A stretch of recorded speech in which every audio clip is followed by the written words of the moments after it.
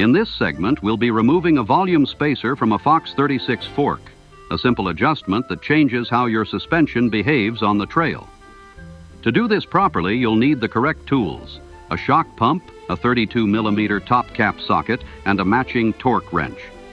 Note that Fox also makes a 26mm version for narrower forks. But for this Fox 36, we'll be using the 32mm. Begin by securely attaching the socket to your wrench. Be careful not to round the edges of the cap. These tools are made specifically for this job. Now attach your shock pump and take note of the current air pressure. It's a good idea to write this number down so you can return to it later. Release all air from the fork. This step is essential. Never open the top cap under pressure.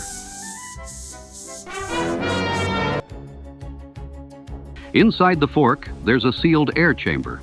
When you hit something, the fork compresses and the air inside gets squeezed. The more the fork compresses, the more pressure builds up, kind of like pushing down on a balloon. Now here's where volume comes in.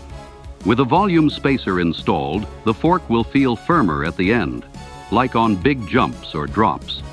Less space means more ramp up. The fork resists bottoming out and feels more supportive deep in the travel.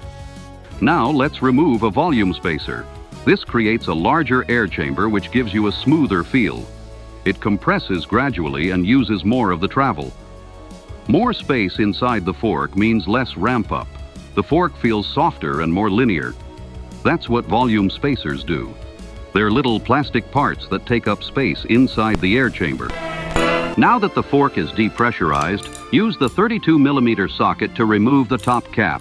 Take your time and keep downward pressure on the wrench to avoid stripping the threads.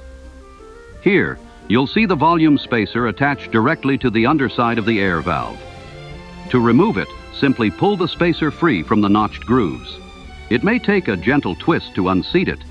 Now thread the top cap back into place by hand first to avoid cross-threading. Then torque to the manufacturer's spec using your wrench.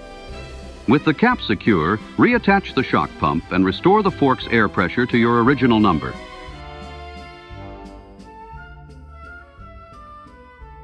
Once that's done, remove the pump and retighten the air valve cap. That's all there is to it. Removing a volume spacer is a simple yet powerful way to fine-tune how your fork performs. Experiment and ride what feels right. Your fork is more adjustable than you think.